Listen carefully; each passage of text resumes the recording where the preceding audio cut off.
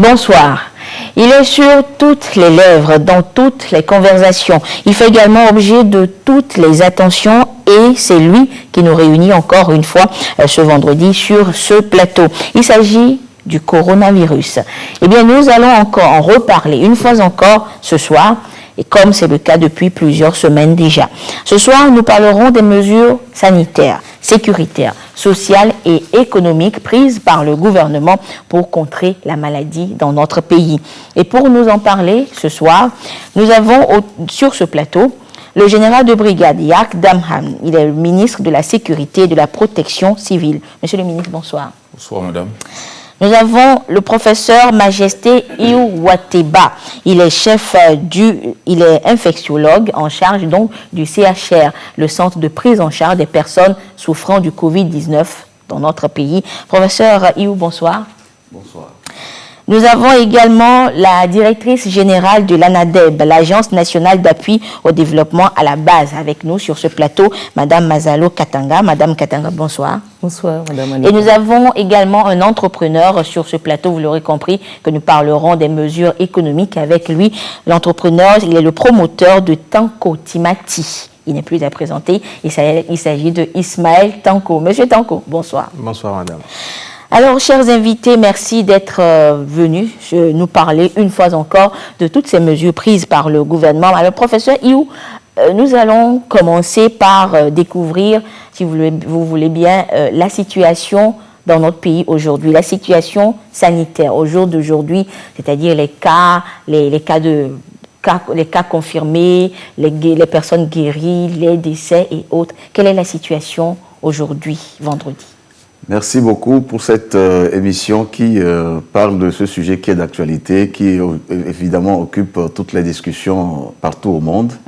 Et cela me donne également l'occasion de sensibiliser une fois encore nos compatriotes sur ce qu'il faut faire pour qu'on puisse un jour endiguer ce mal. Alors, les chiffres évoluent. Ça évolue, mais de façon tactique, administrative, il revient à l'autorité d'abord de communiquer les chiffres du jour. Donc je vais plutôt vous donner les tendances d'hier jusqu'à aujourd'hui, 10 heures, les tendances d'aujourd'hui. Donc nous sommes en cumulé à peu près à 81 cas, donc 45 guéris et 3 décès. Et donc les cas actifs, ils sont à peu près 31. C'est-à-dire les gens qui sont encore en hospitalisation. Ça, c'est ce que je peux vous dire. Par rapport à ce qui va sortir bientôt des laboratoires, il revient à l'autorité, la primeur de le communiquer. Et après, maintenant, ça devient une propriété de nous tous. Alors, par rapport donc, aux patients guéris, nous pouvons dire que la guérison survient généralement après 8 jours d'hospitalisation. Et la majorité des patients, notamment les 60%, sont, je dirais, asymptomatiques, c'est-à-dire, même quand ils ont des symptômes, c'est vraiment mineur. Ça se limite à un rhume ou parfois à une petite douleur à la gorge. Mais dans 40% des cas, c'est des gens qui arrivent avec des signes qui amènent ou nécessitent quand même une prise en charge assez suivie. Notamment des cas de réanimation que nous faisons également et des cas qui viennent parfois avec des détresses respiratoires. Bon, j'avais dit 3 décès, c'est ça? Non, on est à 5 décès. 5 décès maintenant. Donc, les décès que nous avions eus, c'est des décès dont la survenue s'est située, disons, dans les 24 à 72 heures. Et c'est sur des formes aiguës. Et souvent, ces patients ont des problèmes sous-jacents. C'est-à-dire qu'ils ont une comorbidité, ce que nous appelons comorbidité. Soit ils avaient un diabète, ou ils avaient une maladie qui déprime déjà l'immunité, ou alors ils avaient un problème respiratoire chronique et qui fait que le mal évolue très rapidement et ça se solde souvent par un décès. Mais ce qu'il faut noter surtout, c'est l'anneau d'espoir, c'est qu'il y a aujourd'hui plus de guéris que de cas hospitalisés. Donc nous sommes à peu près à 60% de guérison, et ce qui est quand même un signe confortable, des chiffres confortables qui encouragent à ce qu'on continue cette action et qu'on la soutienne de façon ardue. Et professeur, est-ce que cela voudra dire que, bon, au Togo, on va dire qu'on arrive à circonscrire le mal si on a plus de guéris que de personnes hospitalisées? Notre ambition, c'est de faire en sorte que cette maladie ne perdure pas, et qu'au mois de mai, à la fin du mois de mai, qu'on puisse vraiment statuer de façon claire là-dessus et que l'économie puisse être relancée rapidement. Et le travail se fait dans ce sens. Nous avions sur le terrain de très bons épidémiologistes de terrain qui font un travail extraordinaire. Je le dis, quand on dit que c'est nous les médecins au CHR qui sommes en première ligne, il y a des gens en première ligne, c'est les épidémiologistes de terrain. C'est eux qui vont chercher les cas, qui arrivent à les circonscrire et nous les amènent. Donc c'est de leur qualité, de la qualité du travail qu'ils font, c'est ça qui nous sauve nous la vie. Parce que moins vous avez des patients en hospitalisation, mieux c'est. Et ils font un travail extraordinaire, ce qui a fait que le Togo n'a pas connu autant des centaines de cas comme les autres pays l'ont connu. Parce qu'il y a une très bonne surveillance épidémiologique, un bon suivi des contacts. Ce n'est pas parfait, mais c'est déjà un travail intéressant. Ce qui fait que si nous continuons dans cette lancée, je crois qu'au mois de mai, nous pouvons avoir de bons résultats. Mais c'est une épidémie imprévisible, avec beaucoup d'inconnus. Et quand on sait qu'aujourd'hui, l'épidémie quitte le groupe classique des voyageurs, des sujets contacts des voyageurs, et est rentrée maintenant dans la communauté, ça nous donne quand même quelques frayeurs. On se dit, l'objectif, c'est arriver quand même à étouffer le mal d'ici fin mai, mais avec de grands inconnus, et c'est ce qui inquiète un peu. D'accord. Merci beaucoup, professeur. Monsieur le ministre, disons que depuis le début de cette pandémie, les habitudes ont changé. Vous, en tant que ministre, mais en tant que citoyen, comment vous vivez cette situation? Merci beaucoup. J'ai vu cette situation un peu dans l'espoir. Comme le professeur vient de le dire tout à l'heure, je crois qu'on peut s'en sortir à condition que nous nous comportons bien. Le gouvernement a pris un certain nombre de mesures qui méritent d'être respectées, que ce soit les gestes barrières, que ce soit les mesures administratives, sociales, sécuritaires. Je crois qu'il nous appartient, il appartient à chaque Togolais, individuellement et collectivement, que nous puissions respecter ces mesures. Et avec cette attitude, je crois qu'on peut s'en sortir, comme le professeur l'a dit, jusqu'à fin mai, on puisse circonscrire le mal ou limiter au maximum sa propagation. D'accord. Merci beaucoup, monsieur le ministre. On reviendra tout à l'heure à vous pour parler justement concrètement des mesures prises par le gouvernement et surtout des mesures sécuritaires. Alors, madame Kadanga, au niveau de l'ANADEB, disons que les habitudes ont changé aussi. Comme partout dans notre pays, en commençant par nos maisons, nos lieux de travail, nos lieux de fréquentation, tous nos gestes ont changé, tous nos comportements ont changé.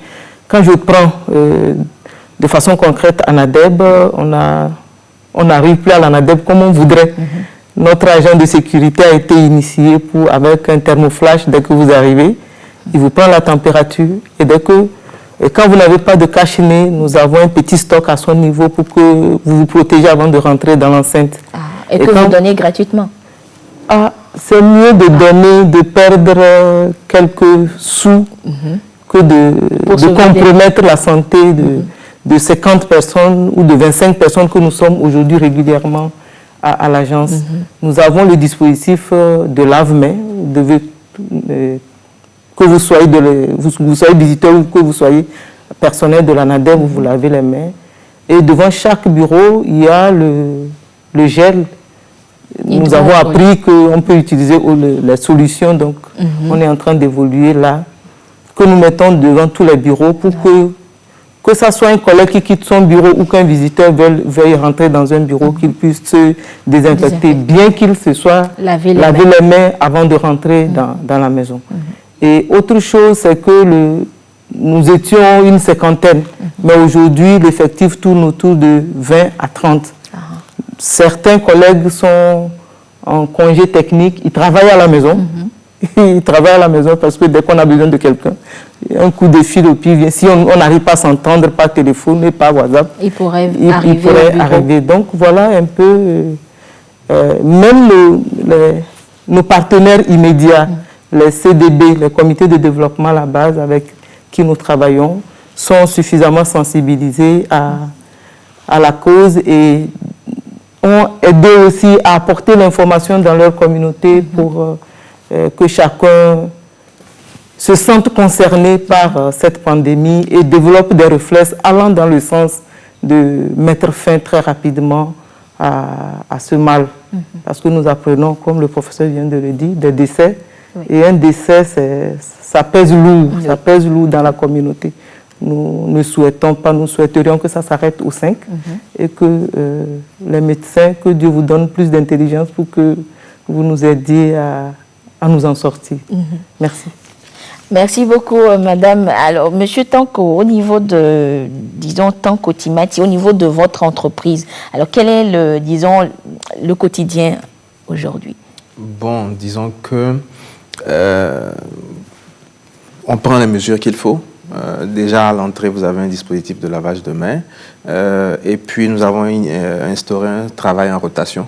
Donc, ce qui fait qu'aujourd'hui, en tout cas, à partir de lundi, on n'aura que 3 personnes qui seront en poste à la fois. Les autres, ils sont à la maison. Ils travaillent par Internet. La prospection va se faire par Internet, WhatsApp, les groupes Facebook et tout ça. Et puis quand il faut forcément aller sur le terrain, parce que notre activité, c'est une activité de contact avec des clients, puisque nous leur livrons de la tomate, purée de tomate et concentré de tomate. Donc quand il faut aller sur le terrain, forcément, donc il faut forcément avoir le cache-nez, les gants et puis les solutions hydroalcooliques. Donc c'est à peu près comme cela que nous travaillons pour le moment. On a un peu de crainte par rapport à l'activité de production, parce que quand on doit produire, là on est obligé en général de faire venir une 60aine de personnes pour la production. Donc là on est en train de réfléchir à comment est-ce qu'on va s'y prendre si jamais nous devons lancer la production. Donc pour le moment on se contente d'écouler nos stocks que nous avons à prix constant. Je le précise parce qu'en général, on a remarqué qu'il y a une flambée de prix sur le marché. Donc, mais à Tanko Timati, le prix est resté le prix est resté le même. Le prix est resté le même. Surtout que la tomate fraîche même est très chère sur le marché actuellement. Voilà un peu comment est-ce qu'on avance pour le moment. D'accord. Merci beaucoup. Alors, monsieur le ministre, je reviens à vous. Tout à l'heure, nous avons évoqué, disons, ces mesures mises en place par le gouvernement pour justement, disons, stopper le mal dans notre pays. Et vous êtes ministre de la Sécurité, alors on va plus parler des mesures sécurité. Alors dites-nous, aujourd'hui, où en sommes-nous dans la mise en œuvre de ces mesures-là?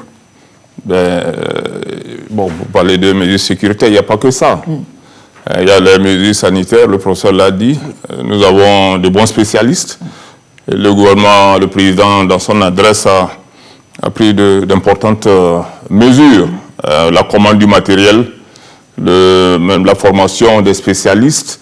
Par décret, il a désigné l'hôpital de Kédié comme centre de traitement de cette épidémie. Il y a l'hôpital de campagne au niveau de Sokodé, à Kouvon. Je vous rappelle qu'on a découvert un deuxième centre, malheureusement au niveau de Sokodé, dans la préfecture de Tchaoudjon, et dans la foulée, le chef de l'État fait détacher du personnel médical pour mettre en place un hôpital de campagne où ils font des prélèvements et envoient le mail pour les analyses. Je ne parle pas de la prise en charge de ceux-là qui sont à l'hôpital de Kédié.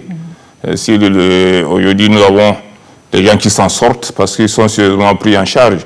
Il y a les hôtels qui sont réquisitionnés où sont logés des potentiels patients qui sont mis en quarantaine et ils sont suivis de près par les médecins.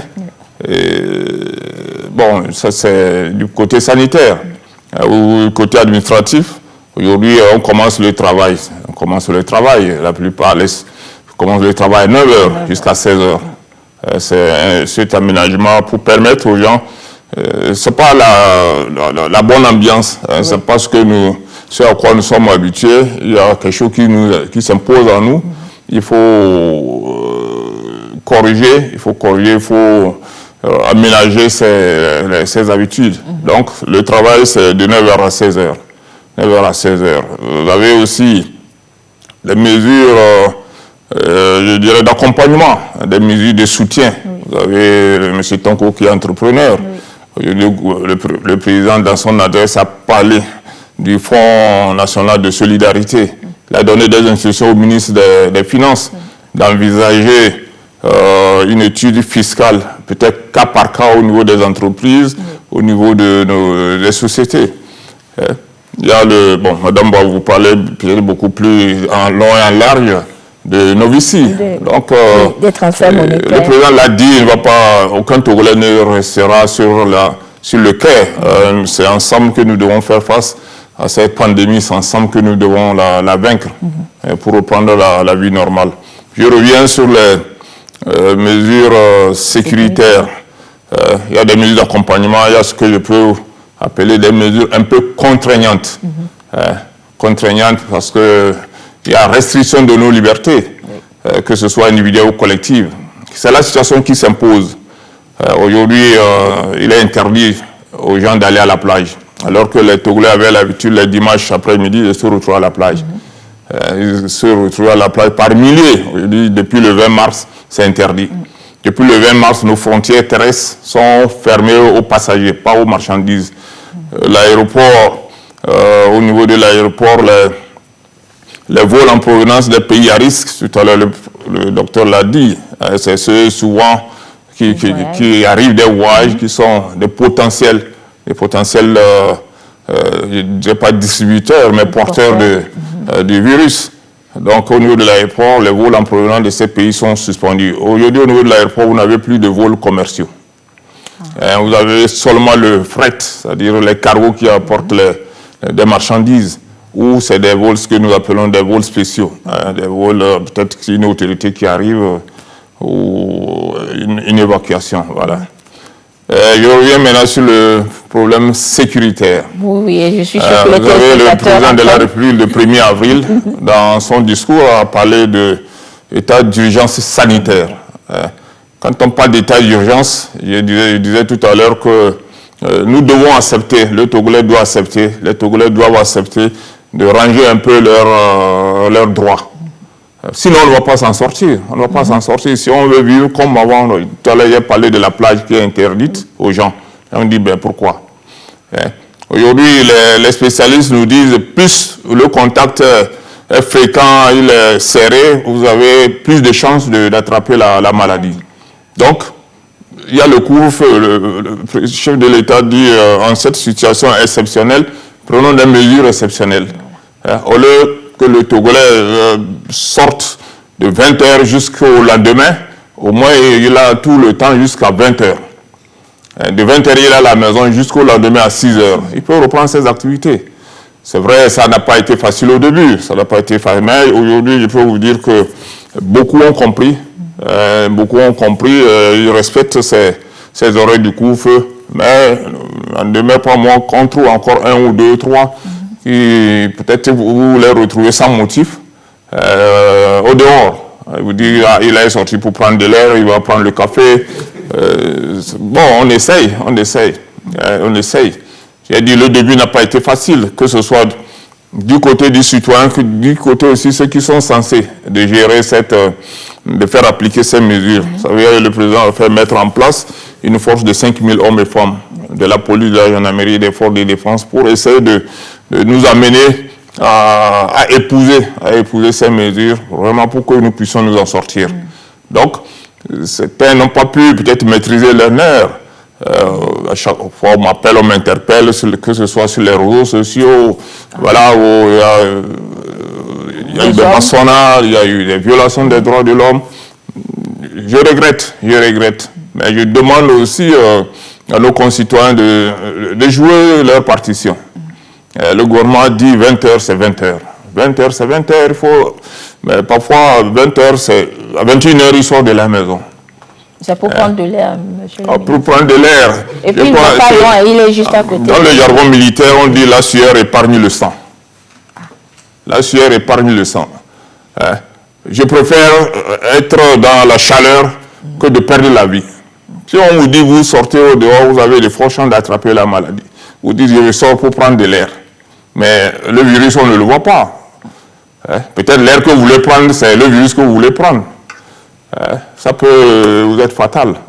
Donc, il y a des exemples, Je voulais aussi dire aux gens de faire beaucoup attention. Aujourd'hui, il n'est pas question de mettre tout sur les forces de défense et de sécurité.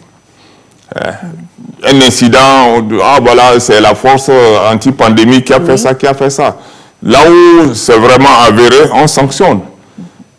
Parfois, on retrouve sur les réseaux sociaux, voilà, pas plus tard que ce matin, on me dit une femme a accouché prématurément parce qu'elle a été bastonnée quand même.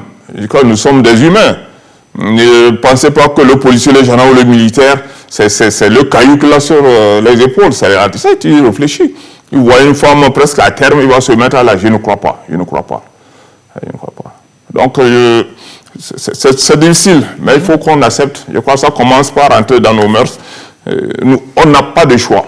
On n'a pas de choix. Il faut accepter ces mesures pour qu'on puisse en sortir. D'accord. Monsieur le ministre, est-ce qu'il arrive également que vous ayez, disons, de ces interpellations, mais des populations elles-mêmes qui interpellent, par exemple, les forces de l'ordre pour aller gérer des cas d'incivisme ou de non-respect de ces mesures? Pas plus tard qu'hier, j'écoutais sur une radio des citoyens qui appelaient pour dire que dans mon quartier, il y a des gens qui ne respectent pas, qui se retrouvent à 10, 20, 60 tout le temps devant leur portail et tout. Alors on voudrait que vous disiez aux autorités de faire quelque chose. Là, il y a des cas, il y a des bars qui essaient de déguiser la situation. On fait semblant de fermer, mais il y a des clients à l'intérieur.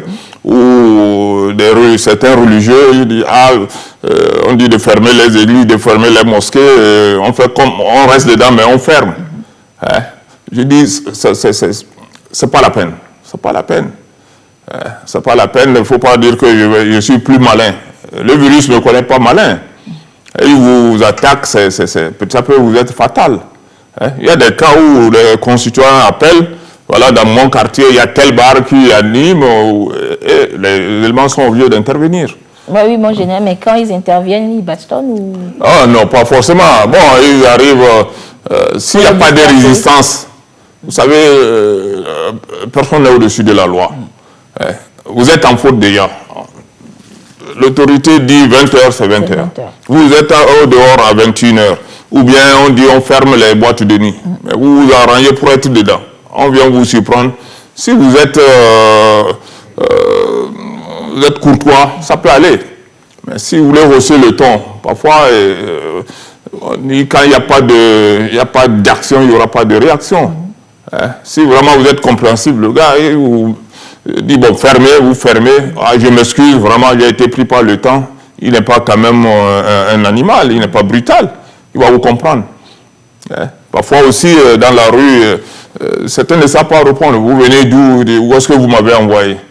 Le gars, il a dit, mais moi, je suis là pour votre sécurité. Je pose une question. Moi, il répondait, moi, de façon courtoise. Je regrette qu'il y ait des cas de bastonnage. Je ne dis pas qu'il n'y en a pas. Il y en a eu. Nous, on a sanctionné. Il y a ce qu'on a vu, on a sanctionné ce qu'on n'a pas vu. Il y a aussi ce que les gens essaient d'ajouter. Je dis à ces gens, il faut qu'ils arrêtent. Et on a mis en place un numéro vert pour dénoncer... Il y a le numéro vert. Dans le cadre de cette pandémie, il y a le 111. Mais bien avant ça, nous avons le 10-14 qui est opérationnel 24 heures sur 24. Si vous êtes malmené quelque part par un agent, appelez. Je préfère cela. Parce qu'aujourd'hui, sur les réseaux sociaux, ce n'est pas tout ce qui est véhiculé qui est vrai. Appelez le numéro ici, je suis à tel endroit, je vois, je demande. On intervient. Donc le 10-14 est opérationnel. Même vous appelez le 117, ça tombe à la direction de la police. Vous appelez le 112, vous avez la gendarmerie. D'accord. Merci beaucoup, Monsieur le ministre, pour toutes ces explications. Madame Kadanga, d'autres mesures, tout à l'heure, le ministre l'a évoqué, l'autre mesure prise par le gouvernement pour soulager, on va dire, les populations, est ce programme Novici. Alors, on va y aller étape par étape. D'abord, essayer de nous expliquer un peu plus, disons, cette initiative-là. Merci beaucoup. Je crois que le ministre de la Sécurité a planté le décor pour dire d'où viennent toutes ces actions que nous sommes en train de mener. Donc, le programme de revenu universel de solidarité, communément appelé Novici, est l'une des actions aussi qui découle du discours du chef de l'État du 1er avril dernier. Et ce programme est un des dispositifs de filets sociaux. Et donc, c'est un transfert monétaire, c'est un mécanisme de transfert monétaire pour soutenir tous les concitoyens, toutes les concitoyennes qui ont perdu leurs revenus ou qui ont suspendu leur activité génératrice de revenus liées aux mesures barrières définies par le gouvernement.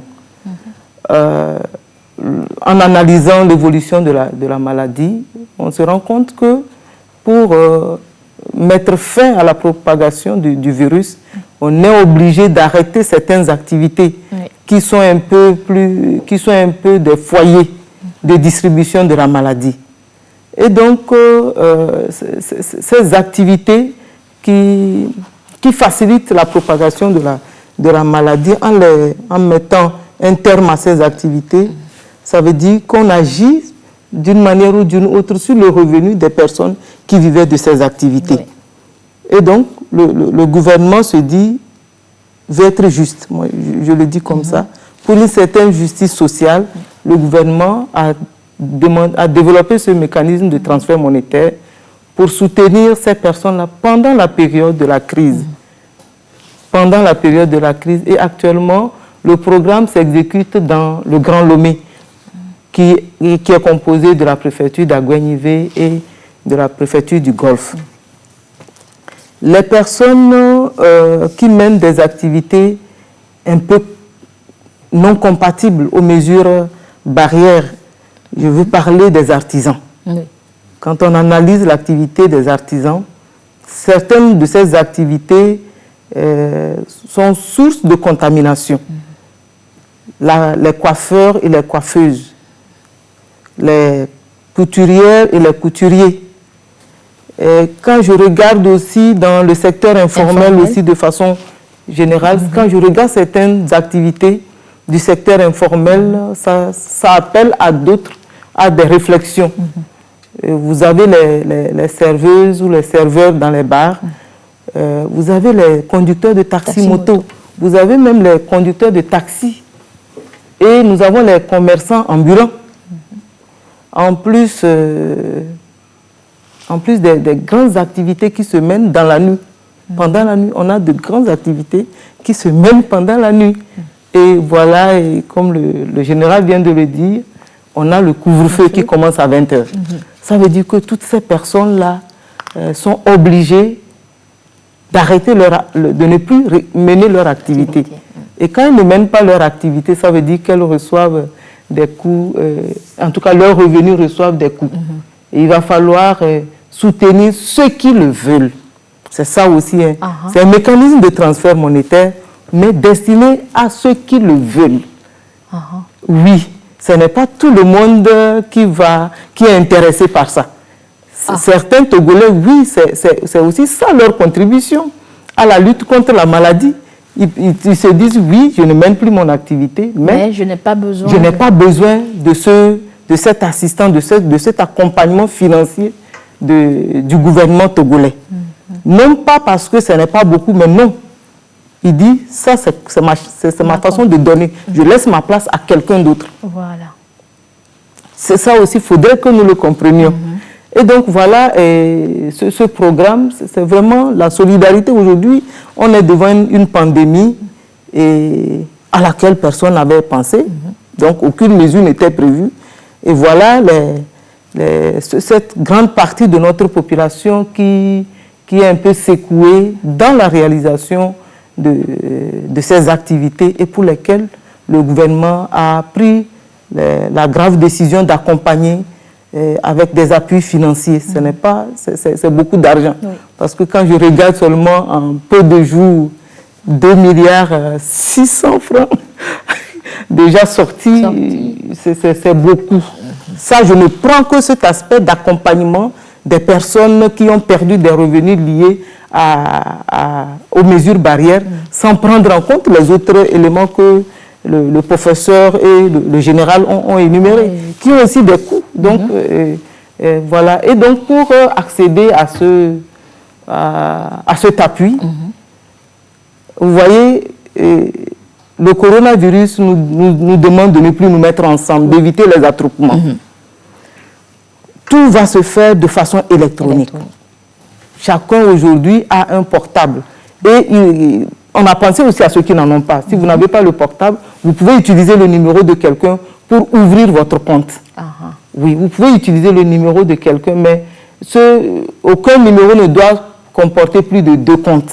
Ok. C'est ça. Donc, vous tapez seulement étoile 855 dièse, vous lancez et les informations vous viennent, vous répondez aux questions qui vous sont posées et après, la machine vous répond. C'est là où tout le monde doit comprendre que ce n'est pas Katanga Mazalo qui est assise là-bas ou ce n'est pas son personnel qui est assis là-bas en train d'enregistrer. Donc on vient à la NADER pour dire « Ah, nous on a fait ceci, ça n'a pas donné. » Non. Bah oui, parce que nous on reçoit beaucoup de questions qu'on nous demande de vous transférer souvent. Oui, merci de me les transférer, mais on va continuer par se dire que dès que vous avez des soucis et quand vous lancez l'étoile 855 dièse, si vous avez des problèmes, appelez le 855. Appelez le 855. C'est le numéro vert, le numéro de gestion des plaintes. Et là, on vous reçoit et on vous explique, ou bien vous expliquez votre problème, on l'analyse et on vous revient. Et c'est un appel gratuit? C'est un appel gratuit. C'est un numéro vert, c'est un appel gratuit. Et tous ceux qui sont éligibles à ce programme doivent être des Togolais, Togolaises résidant au Togo, et ayant plus de 18 ans et disposant d'une carte d'électeur. Et pourquoi? C'est là où tout le monde me jette des pierres. Pourquoi vous mettez carte d'électeur? On se dit qu'on a politisé la chose. Non. Pourquoi? Est-ce que l'élection égale politique? Élection, c'est une action du citoyen. Donc, avant de passer aux élections, on a tout un travail qui se fait et où tous les Togolais, toutes les Togolaises sont invités à y participer. Si je suis Togolaise, si je me reconnais vraiment Togolaise, quand on commence le processus des élections, ça démarre toujours avec la révision des listes électorales. Voilà. Et donc, moi, je ne vais même pas sur ce plan. Je dis, quand on montait le programme, on a analysé toutes les bases de données qui existent au plan national. Oui. Et on a senti que la base la plus fournie, c'est le fichier électoral. Oui. Parce que c'est dans cette base qu'on retrouve au moins 3 600 Togolais et Togolaises inscrits. Contrairement à de la carte nationale d'identité. À la carte nationale d'identité, où on n'a qu'autour de 1,2 million ou 1,5 million. Et autre chose, c'est que la carte nationale d'identité, son établissement exige des ressources. Et quand on analyse aussi la cible, qui est la cible de Novici, c'est les personnes vulnérables. Et on sait que la plupart des personnes vulnérables ont leur carte d'électeur.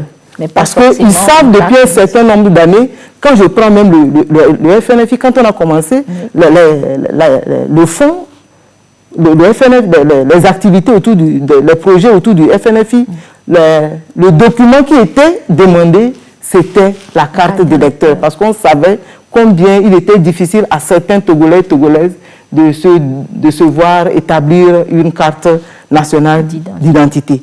Donc aujourd'hui, on se dit, au vu des personnes qu'on voudrait toucher avec Novici, on ne peut qu'utiliser le fichier électoral, en attendant que le registre social unique, pour lequel des travaux ont commencé depuis un certain temps, puisse être mis en place pour qu'on n'ait plus à vivre cette situation-là quand on veut accompagner une certaine catégorie de la population togolaise. Donc, c'était devant la situation devant laquelle nous étions amenés à opter pour le fichier électoral sans aucune considération politique. Non. C'est de voir combien de Togolais pouvaient vraiment être touchés par Novici si on prenait le fichier électoral ou si on prenait le fichier où les cartes nationales d'identité sont établies. Voilà la raison pour laquelle la carte d'électeur est exigée. Et la dernière condition à remplir, on en a 4, c'est être dans exercer l'une de ces activités que nous avons citées là. Et si on les exerce en tapant l'étoile 855 dièse, ce qui on va nous poser des questions par rapport à ça. La première question qui est posée, c'est le numéro de la carte d'électeurs. Donc, dès que vous l'introduisez, les autres choses, comme ils ont le fichier là-bas, il y a certaines informations qui sont déjà, comment on appelle-t-on, programmées. Parce que vous les avez données au cours de la révision des listes électorales. Oui. Si vous étiez commerçante, vous avez mis commerçant. Si vous étiez agent de Togo Télécom, vous avez mis agent de Togo Télécom. Ne me dites pas maintenant, ah, moi j'étais stagiaire. Non, non, non, moi j'étais stagiaire à l'époque.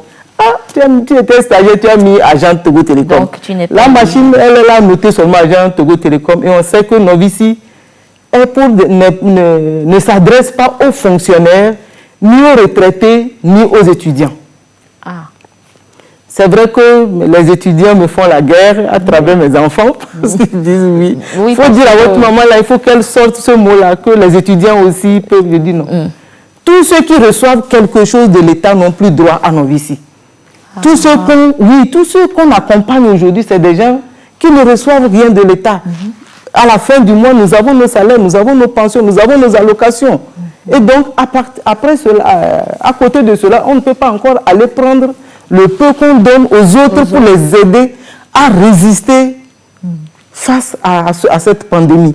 C'est aussi, il faudrait que nous comprenions que devant cette situation, oui, et puis devant cette situation, si on ne sait pas faire jusqu'à la fin, on aura plus de pauvres qu'avant. Et ça, quand on aura plus de pauvres, nous qui pensons que nous sommes épargnés, nos petites richesses vont rentrer chez les pauvres. Ça, c'est clair. Et donc, nous avons le devoir d'être encore plus solidaires. Et ça, j'ai beaucoup aimé.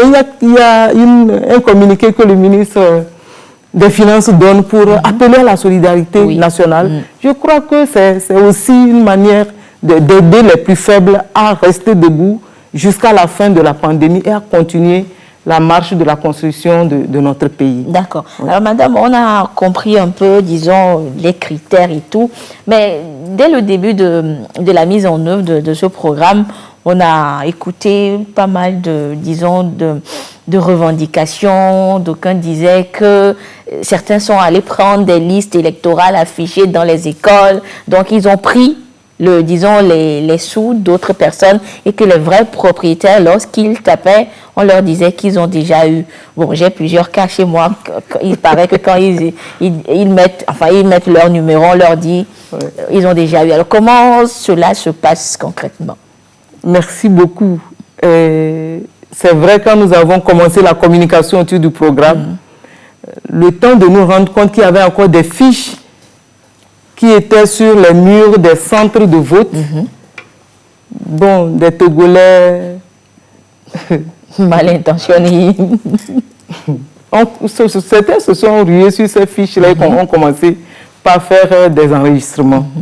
Et ça fait que quand les vrais propriétaires des cartes ont commencé, certains vrais propriétaires des cartes ont commencé, et ils ont eu comme retour, comme c'est la machine qui travaille, hein, c'est pas l'homme qui est assis. On lui a dit fais ceci et puis lui il exécute, le logiciel exécute. Maintenant c'est pour ça que nous avons la ligne verte, le 855. Appelez. Et comme les plaignants deviennent nombreux, ils ont comme l'impression que on ne les écoute pas aussi ou ça. Non, continuez par appeler. C'est la même chose pour l'inscription. Nous sommes nombreux à vouloir nous inscrire, nous sommes nombreux aussi à nous plaindre. Mais le travail continue avec les techniciens et ça, il faut qu'on se félicite pour dire le discours et le jour du discours et le lancement, vous voyez le temps. Les gens se sont vraiment tapés du bon boulot. C'est vrai qu'il y a des ratés qui sont en train d'être corrigés. C'est pour ça qu'on a besoin des plaintes pour, comment l'appelle-t-on, revoir la liste qui est là actuellement. Si vous ne vous plaignez pas, si vous êtes là seulement à parler sur WhatsApp, WhatsApp ne va pas résoudre ce problème. Appelez le 855, pas le numéro de Katanga Mazalo, appelez le 855, pas venir à la NADEB, pas aller dans n'importe quel service, appelez tout simplement le 855. Vous restez chez vous. Vous restez chez vous parce qu'on nous dit aussi de ne pas sortir. C'est-à-dire, Novici a pensé à tout, aux mesures barrières. C'est pour ça qu'on dit, enregistrez-vous par votre portable. Ça veut dire que vous restez dans votre maison et vous faites tout ce que vous devez faire. Et quand vous avez des problèmes, appelez le 855 de votre maison et la suite vous sera donnée. Les gens disent, oui, nous on a appelé, mais depuis là, on n'a pas de retour. Vous n'êtes pas seul. Vous n'êtes pas seul, s'il vous plaît, vous n'êtes pas seul. Donc, le travail est en train d'être fait. On n'a pas mis Novici pour faire plaisir à quelqu'un. Non. Le chef de l'État, en donnant des instructions pour la mise en place de Novici, veut que ses concitoyens et ses concitoyennes trouvent solution à des problèmes financiers auxquels ils sont confrontés à cause de la pandémie. D'accord. Et maintenant, parlons des bénéficiaires. On nous a parlé des femmes, disons, enfin, les femmes prennent une certaine somme, les hommes également, mais il y a également une autre, disons, tranche de la population qu'on avait, disons, annoncée. Il s'agit des émigrants. Oui. Bon, jusqu'à présent, on nous dit que les émigrants ne reçoivent pas disons, leur fonds annoncés et que d'aucuns diraient même que ce fonds-là ne les satisfont pas. Alors, Madame Kadanga, est-ce que vous avez de ces retours-là? Oui. Pas plus qu'hier matin, j'ai reçu 2 bons Togolais qui sont venus dans mon bureau et me disent, mais madame, comment vous allez payer 20 000 francs aux émigrants alors qu'ils sont en train de travailler? Ce n'est pas normal. Nous aussi, oui, j'ai reçu 2 messieurs qui sont rentrés dans mon bureau. Et quand ils ont dit, mais j'ai tout simplement souri, remercié cette démarche citoyenne. Voilà. C'est une démarche citoyenne pour dire, mais si on doit leur donner 20 000 francs pour qu'ils restent à la maison et s'ils sont en train de travailler, non, ça n'a pas de sens. Vous ne devez pas leur donner cet argent. Et j'ai eu à dire, mais vous voyez, on n'a pas commencé par exécuter le paiement au niveau des émigrants parce qu'il y a encore des discussions entre ce groupe et les autorités. Voilà. Oui, parce que quand on a annoncé, on avait fait un premier travail, c'était vraiment un travail, comment l'appelle-t-on, des échanges vraiment ouverts avec des leaders. Mais je crois que quand ils sont allés, ils seraient allés rendre compte à leur base. Je crois que la base n'aurait pas validé. Donc, il faut encore retourner. Et c'est là où nous disons, Novici, ce n'est pas quelque chose de bloqué, ce n'est pas quelque chose de carré pour dire on ne va plus toucher à aucune ligne, non.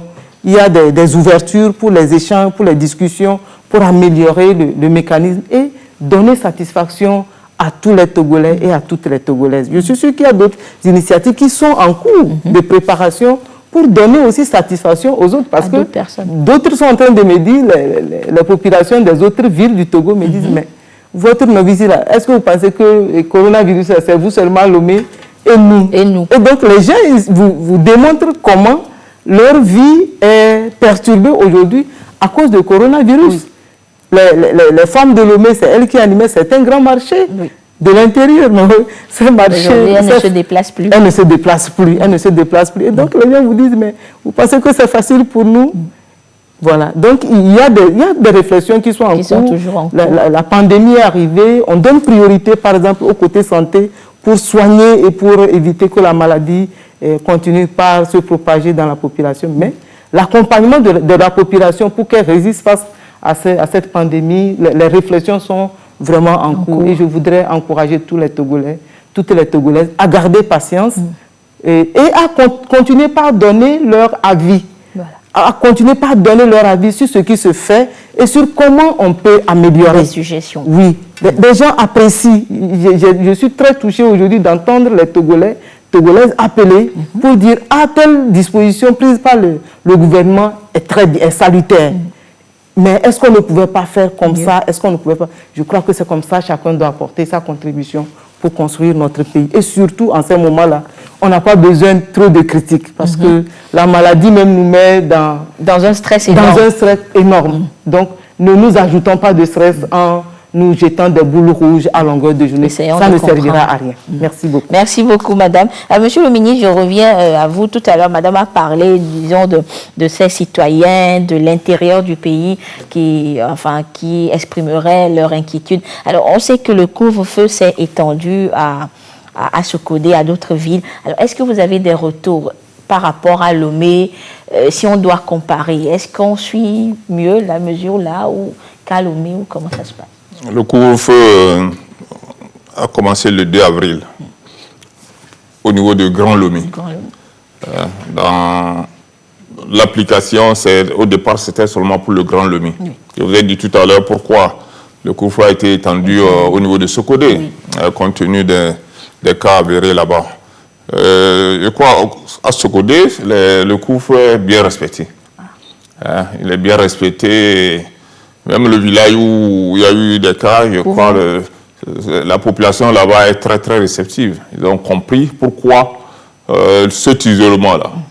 Je crois que dans les autres mesures, il y a aussi l'interdiction de la circulation interurbaine. Tout ça, c'est pour circonscrire. Le professeur est là et le mai, on a le gros lot, malheureusement. Au niveau de Sokodé, un peu. Il faut éviter que ça s'étende. C'est pour ça que le gouvernement a décidé d'interdire la circulation interurbaine, mais pas intra-urbaine. Le couvre-feu à Sokodé, vraiment, je dirais que ça marche. Les gens ont compris pourquoi. Ils ont compris pourquoi. Au niveau des autres villes, il n'y a pas de couvre-feu. Il n'y a pas de couvre-feu. Je tiens à insister.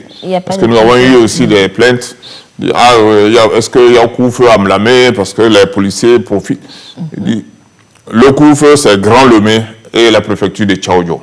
C'est deux localités de notre pays.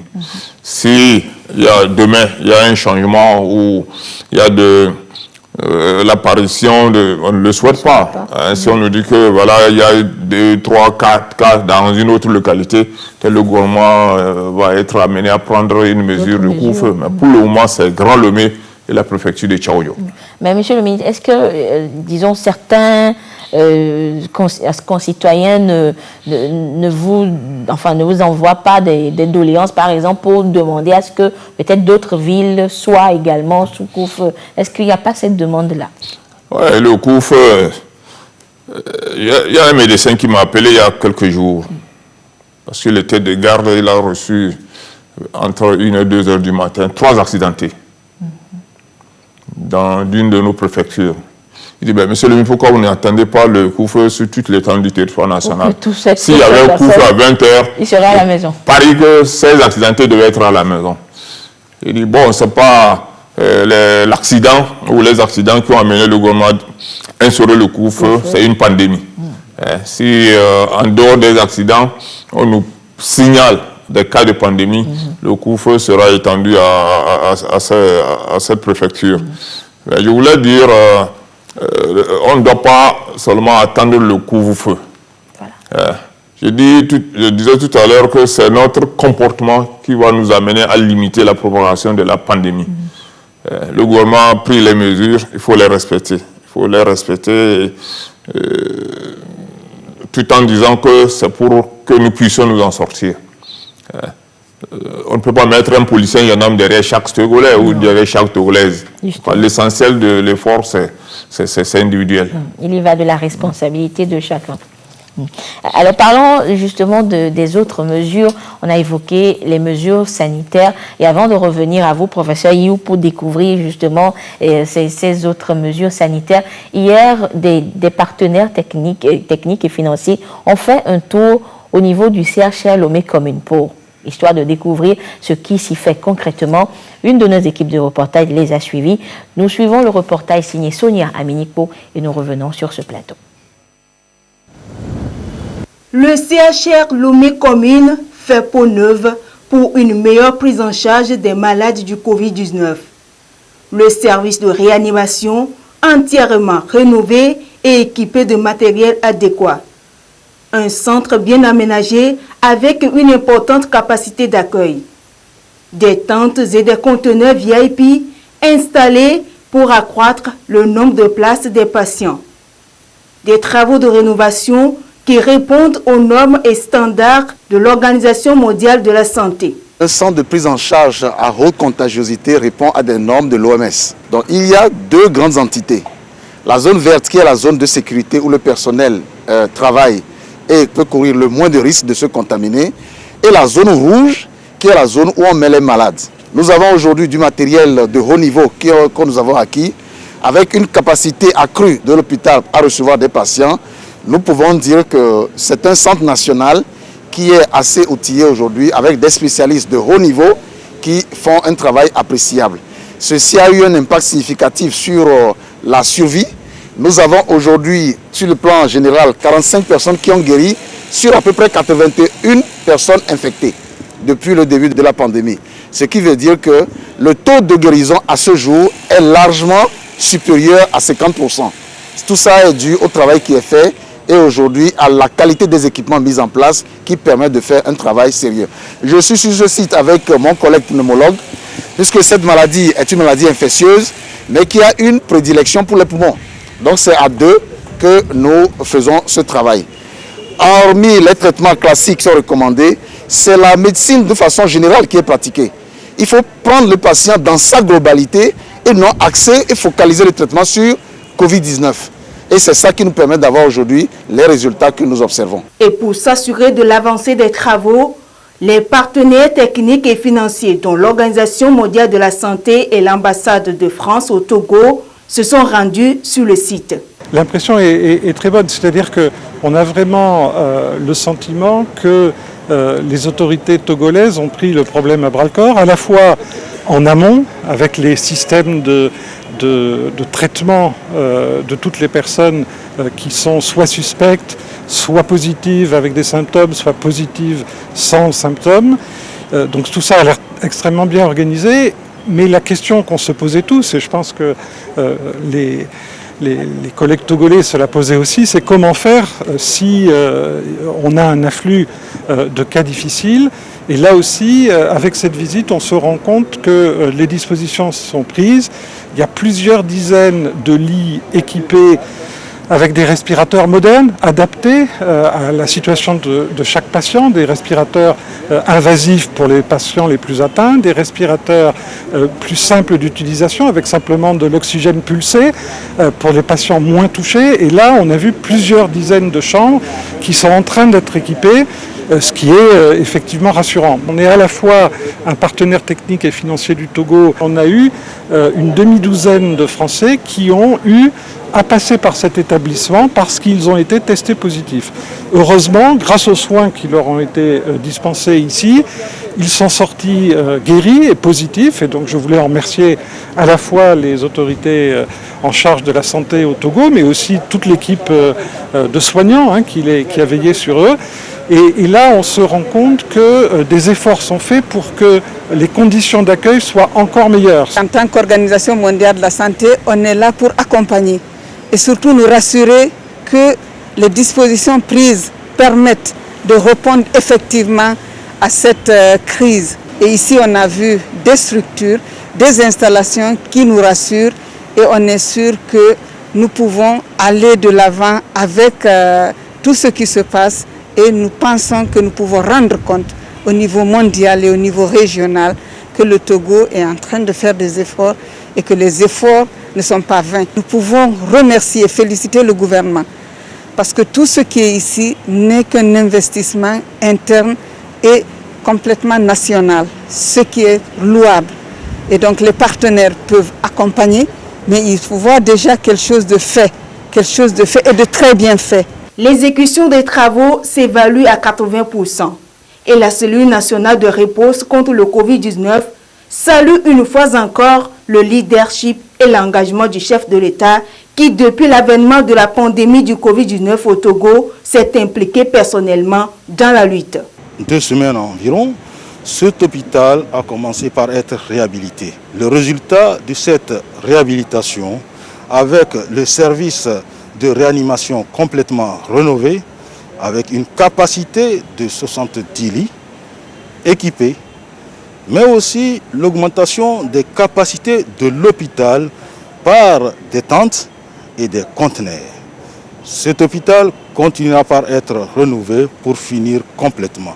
Mais actuellement, on est à 80 à 90% de rénovation.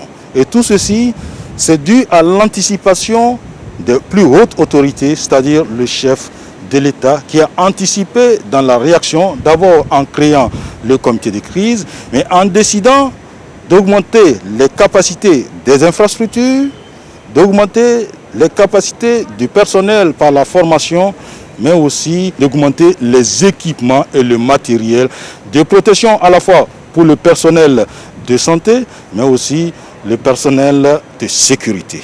La visite a également permis à l'ensemble de la délégation de se faire une idée du fonctionnement du centre. Voilà donc, disons, ce qui se fait au niveau du CHR Lomé Commune. Et professeur Iou, vous êtes en charge de ce centre, justement. Est-ce que toutes vos attentes sont comblées? Merci beaucoup. Je précise que je suis le responsable, mais je me fais beaucoup aider par mon collègue pneumologue, le professeur Adjo, sans qui je ne pourrais pas seul assumer cette mission. Sans oublier qu'il y a des bénévoles qui viennent nous aider, il y a d'autres médecins infectiologues de mon équipe qui sont là, qui sont vraiment le véritable fer de lance de cette riposte. Parce qu'à chaque fois que nous nous habillons pour entrer en salle, ce n'est pas évident. Et quand on en ressort et qu'on se teste à la fin de la semaine et qu'on est négatif, on se dit vraiment c'est le travail de tout le monde. Tout le monde joue sa partition et nous avons l'onction du chef de l'État qui veille au grain. Je crois que c'est toute cette mesure-là qui a fait que nous avançons. Ce n'est pas le travail d'une personne. L'élo, je ne reviens pas à une seule personne, c'est vraiment tout le monde. Et quand je dis tout le monde, c'est depuis le policier qui ouvre le portail jusqu'à l'agent d'assainissement qui enlève malheureusement certains cas de décès que nous avons souvent. Ce n'est pas évident, donc je remercie et félicite toutes ces personnes qui interviennent. Alors la question c'était laquelle? Est-ce que toutes vos attentes sont comblées aujourd'hui? Voilà, nos attentes sont comblées. Je dirais pour l'instant de très gros efforts sont faits. Et pour ça, on félicite encore une fois encore le leadership du chef de l'État. Nous le rencontrons quasiment 3 fois par semaine maintenant. Et il a mis en place une cellule scientifique qui l'écoute beaucoup et nous faisons des propositions et il tient compte. Ça, c'est quelque chose qui nous a émus nous-mêmes. On ne s'attendait pas à ça et on l'encourage vraiment à continuer. Après Covid-19, qui est toujours cet effluve d'échange entre les professionnels de tout genre et les grands problèmes liés au développement du pays. Donc, nous sommes à 80% satisfaits. Et si nous disons tous que nous sommes entièrement satisfaits, ça veut dire que nous cessons de faire des efforts. La perfection n'est pas de ce monde.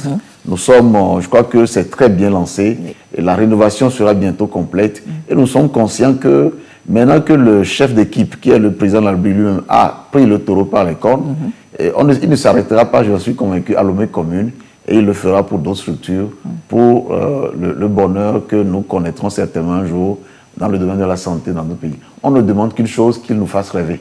Qu'il nous fasse rêver en nous permettant, nous médecins, d'exercer notre profession médicale. Alors, professeur Iou, parlons du secteur sanitaire en général. C'est vrai qu'on nous a dit que du matériel est arrivé. Est-ce qu'on attend encore d'autres? Chaque jour, il y a quasiment du matériel qui arrive tous les jours. Ça arrive tous les jours. Et il y en a d'autres qui sont annoncés. Par exemple, il y a d'autres respirateurs invasifs. Les respirateurs, il y en a de très grands où on a besoin d'intuber. C'est-à-dire on met un tuyau dans les voies respiratoires pour mieux oxygéner.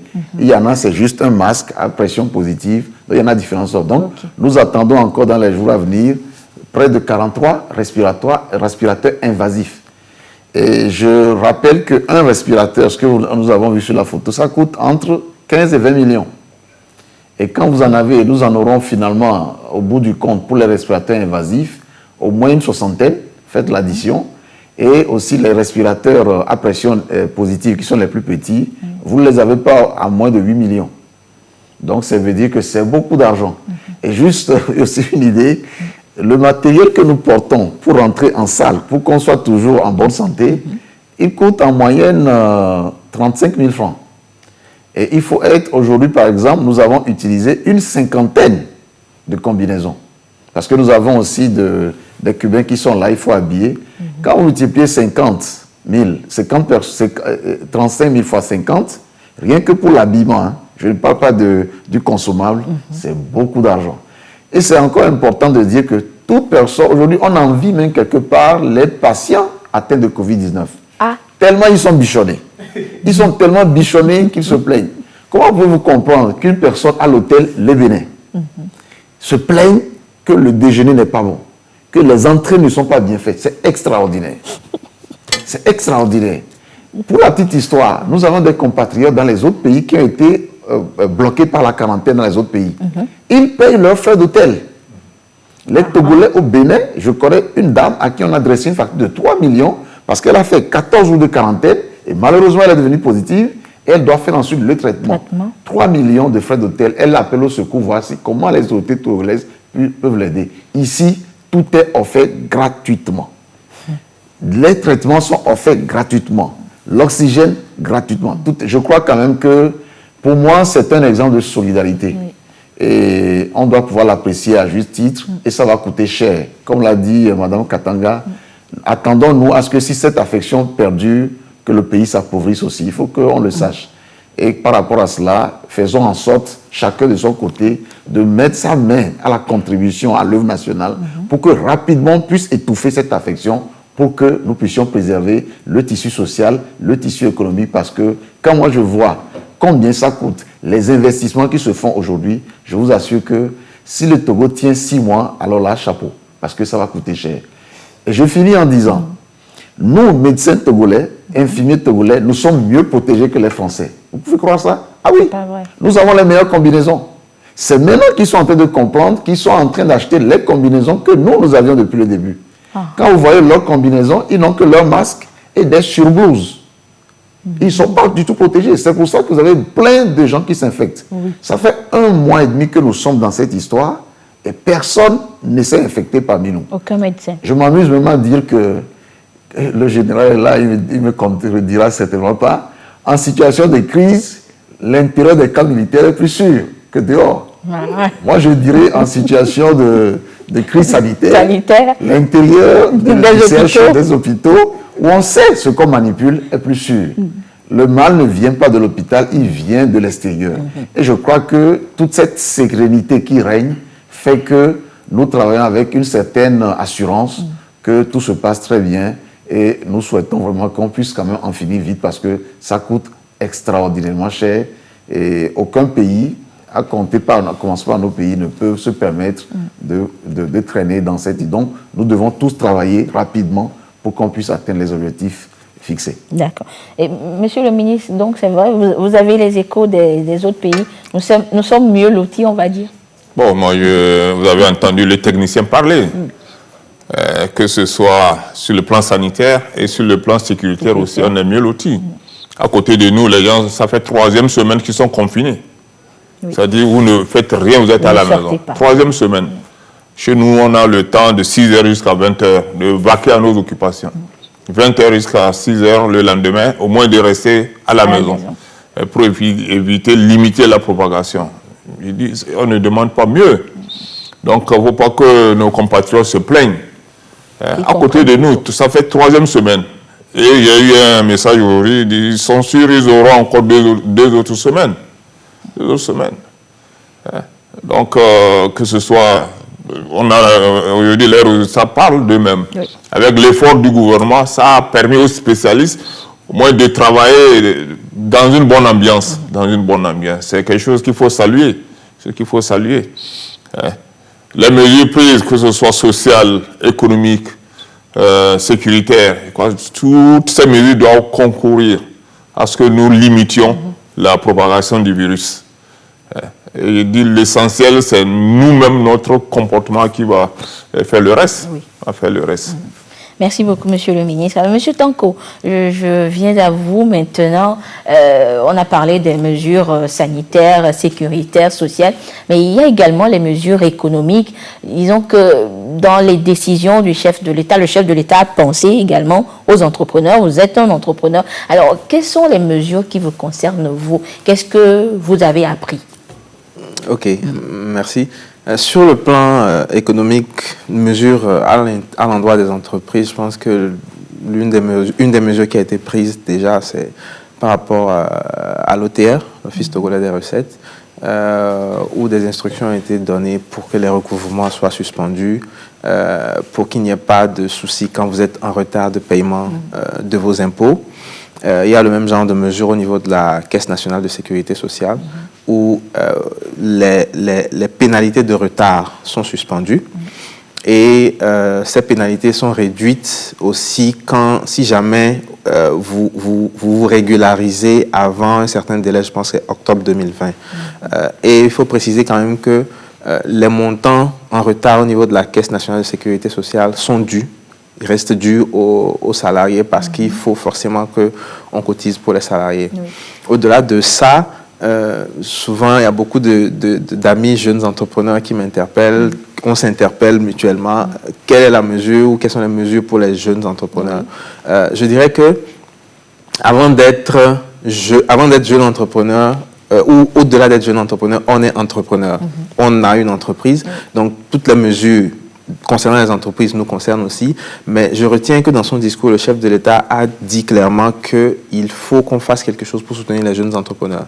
Donc, ce que moi je conseille aux jeunes entrepreneurs, c'est que si un entrepreneur est dans une situation qui a été créée par le Covid-19 et qu'il pense qu'il n'a aucun soutien, il faut qu'il s'approche des différents mécanismes qui existent, à savoir le FAEJ, le MIFA, le PAEJ-SP, parce que on ne peut pas dire pour tout le monde, mais si quelqu'un est dans une situation particulière, le chef de l'État l'a même dit que, par exemple, pour la question de la fiscalité, on pourra même regarder au cas par cas.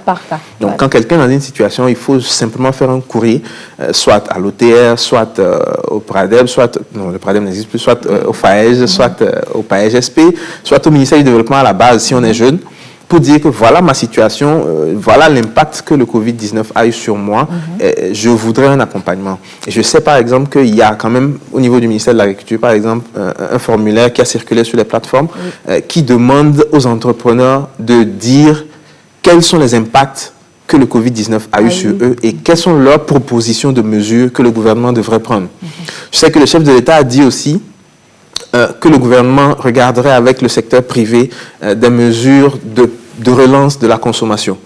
Et il y a des pistes qui sont en train d'être étudiées actuellement, par exemple, avec le ministère de l'Agriculture, où on travaille sur 2 gros projets qui vont certainement sortir. Mais par rapport à ça aussi, il faut que les entrepreneurs agricoles puissent fournir les informations qui leur sont demandées. Parce que le ministère a besoin d'informations venant de nous pour prendre des mesures vraiment au cas par cas ou des mesures qui nous arrangent. Donc, il y a des formulaires dans ce sens aussi qui circulent. Si des gens ne les ont pas, ils peuvent écrire au ministère de l'Agriculture, appeler, aller sur le site web du ministère de l'Agriculture, prendre un numéro et puis appeler, dire qu'on veut pouvoir s'enregistrer afin de regarder les mesures d'accompagnement. Donc, c'est un peu ça, les mesures économiques. Au-delà de ça, il y a avec la BCEAO de concert avec le gouvernement aussi qui a souhaité qu'on suspende, en tout cas qu'on repousse certaines échéances de remboursement de crédit et tout.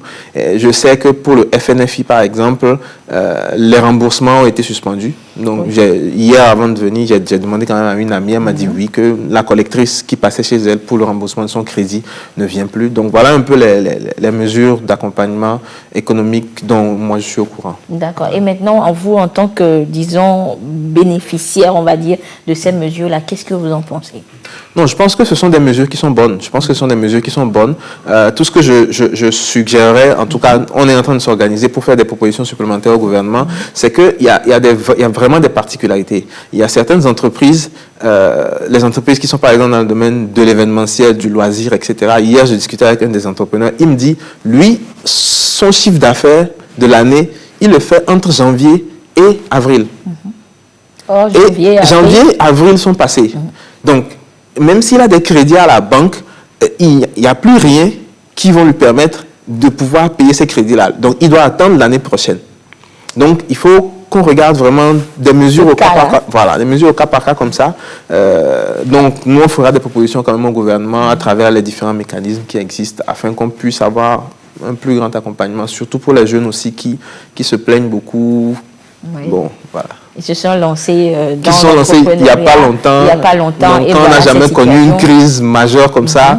On même est les désarmés. grands entrepreneurs, je crois qu'ils n'ont jamais connu une telle crise. Donc, ils doivent avoir quelques craintes. Mais on espère que cela ira pour le mieux. Alors, Madame Katanga, avant de terminer très vite, dites-nous, par rapport, je prends l'exemple de ces personnes-là qui se plaignent que d'autres personnes auraient utilisé leur numéro pour prendre les soins. Alors, ces personnes-là, est-ce que vous avez pris des dispositions pour peut-être qu'elles rentrent en possession de leur fonds très vite? Qu'elles appellent le 855, c'est la première des choses à faire. Et Et quand nous aurons tous ces retours-là, tous ces plaignants, ça permettra aux techniciens, ça permettra dans un premier temps de revoir tous les bénéficiaires qui sont actuellement sur la plateforme et la décision à prendre leur parviendra. Comme on est là et ça se passe par SMS, ils auront le retour.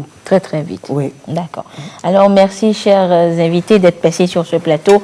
On a encore mieux compris tous les mécanismes, toutes les mesures mises en place. Mais avant de nous quitter, nous allons faire le traditionnel tour de table, ou tour de plateau on va dire. Alors Monsieur Tanko, votre mot de fin après tous ces échanges-là?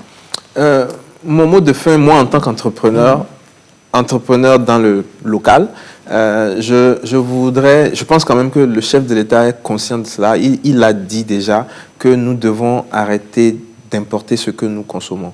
Aujourd'hui, nous nous rendons compte que les importations sont en train d'être freinées et on a des produits qui n'arrivent plus comme avant.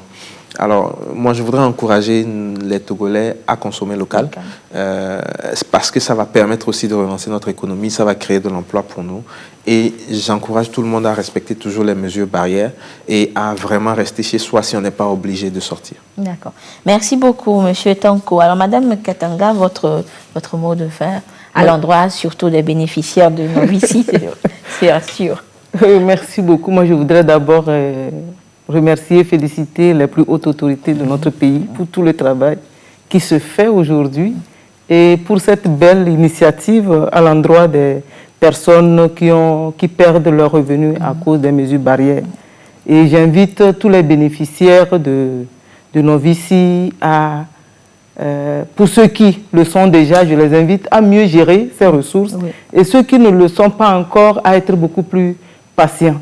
Et ceux qui se permettent d'utiliser les numéros des autres pour prendre de l'argent, je leur dis de faire attention parce qu'ils risquent de recevoir des visiteurs non désirés un bon matin. Et les fonctionnaires qui le font, les retraités qui le font, les étudiants qui le font, n'oubliez pas que vous avez vos contacts quelque part. Et ça peut, du jour au lendemain, vous rattraper. Donc ne faites pas ceux à qui les fonds ne sont pas destinés, ne les prenez pas, s'il vous plaît, par solidarité. Voilà. Et bravo à nos médecins pour tout le travail que vous faites pour nous aider à sortir de cette pandémie. À nous, à chaque Togolais, à chaque Togolaise, respectons les mesures barrières. Oui. C'est très simple. Merci. Merci beaucoup, Madame Katanga. Professeur Iou, peut-être encore une fois des conseils pour nous tous, on va dire. Merci beaucoup. Je voudrais féliciter tout le peuple qui arrive à comprendre. Et chacun sait aujourd'hui que de sa contribution, nous pourrons arriver un jour à vaincre ce mal. Nous voulons le faire vite et très vite. Parce que nous aussi, personnels soignants, on est déjà un peu fatigués. Ça fait 1 mois qu'on ne voit plus nos familles. Et on se balade dans nos voitures avec nos habits, on dort dans les bureaux, et ça pour la bonne cause. Il faudrait aussi que les gens nous facilitent la tâche en écoutant les mesures barrières, que sont se laver la main régulièrement à l'eau et au savon. Pour ceux qui ont les solutions hydroalcooliques, qu'ils l'appliquent sur la main. Et aussi la distanciation sociale, c'est-à-dire être loin de l'autre, au moins de 2 mètres si on peut, et porter le masque, qui va être certainement dans les jours à venir une mesure qui va être généralisée. Si nous tous nous faisons ça, nous allons nous reposer et nous allons reprendre les activités comme il se doit. Je félicite aussi, comme j'ai un peu l'occasion de le dire aujourd'hui, tous mes étudiants en médecine. Je suis comme le doyen de la faculté des sciences de la santé et j'apprécie énormément l'effort de guerre de mes étudiants qui se sont lancés très tôt dans la production des solutions hydroalcooliques. C'est les seuls qui aujourd'hui fournissent le Togo en solutions hydroalcooliques. Je voudrais les remercier pour cela. Merci. Ils se sont lancés dans la confection de masques de qualité que nous avons testés hier. De tous les masques qui ont été fabriqués, ils ont présenté les meilleurs masques. Je voudrais les féliciter. Je voudrais féliciter le professeur Diallo qui mène une grande lutte dans la fabrication de ces solutions hydroalcoolisées. Et partant, le président de l'université, qui aussi met en place toute la stratégie à l'université pour fédérer les scientifiques. Vous avez déjà pas entendu parler des respirateurs que le Togo est en train de mettre en place pour dire que le pays bouge.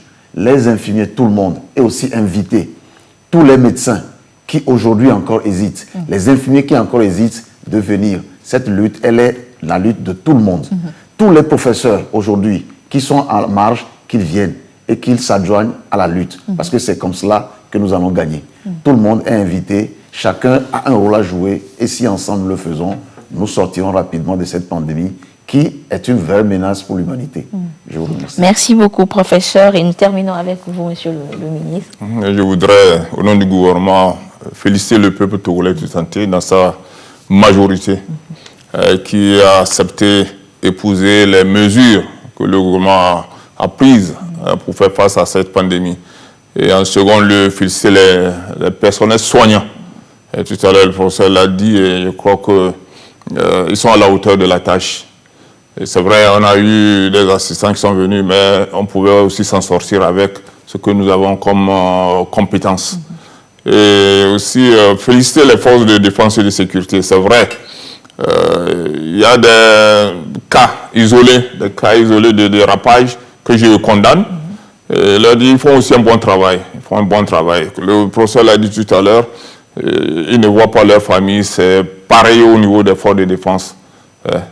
Ils sont obligés de passer 8 jours dans un poste. Ce n'est pas aussi facile. Je ne veux pas dire que c'est ça qui les amène parfois à déraper. Nerveux.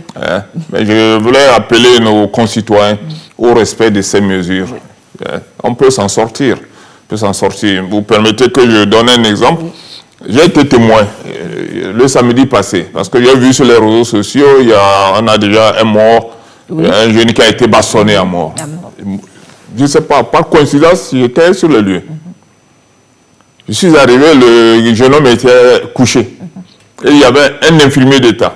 Avec son stéthoscope, il essaie de le ranimer. Et je demande, mais dans un premier temps, j'ai commencé par engueuler les agents. J'ai dit, vous avez encore frappé quelqu'un?